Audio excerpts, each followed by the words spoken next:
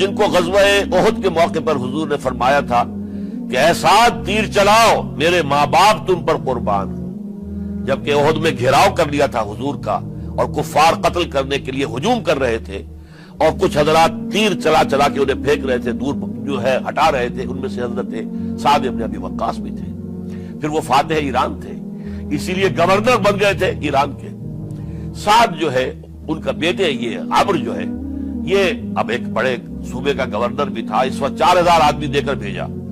وہ بھی نرمی کرتا رہا، اس نے کوئی تشدد نہیں کیا،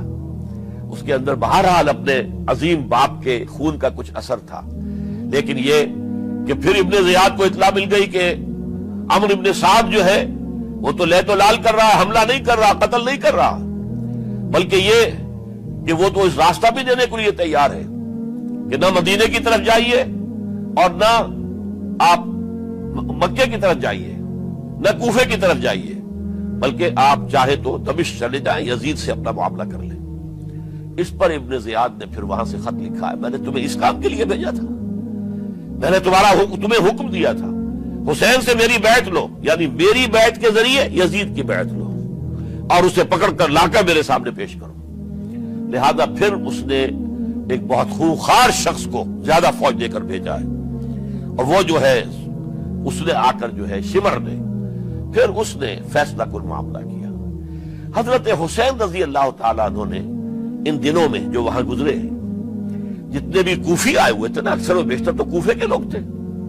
ان سے کہا کہ میں خود نہیں آیا، تم نے مجھے بلایا تھا، اے فلاں ابن فلاں کیا تم نے مجھے خط نہیں لکھا تھا کہ آؤ؟ اے فلاں ابن فلاں کیا تم نے مجھے پیغام نہیں بھیجا تھا کہ یہاں تشریف لائیے؟ اور دیکھو میرے پاس تمہارے خطوط موجود ہیں۔ وہ ایک تھیلا جس میں کہ خطوط ہے وہ بھی لا کے میدان میں رکھ دیا۔ یہ حضرت حسین رضی اللہ تعالیٰ عنہ کی شرافت اور اپنی صاف دلی،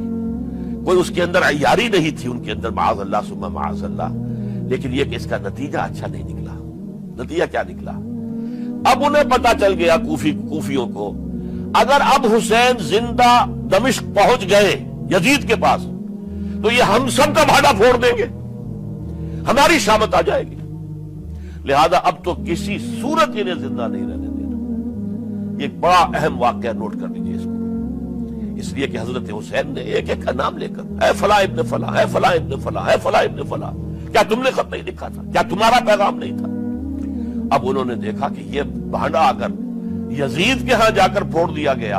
تو پھر ہماری خیر نہیں ہوگی۔ یہی وجہ ہے حضرت حسین کو شہید کرنے کے بعد، یہ نوٹ کر لیجئے، 72 آدمی تھے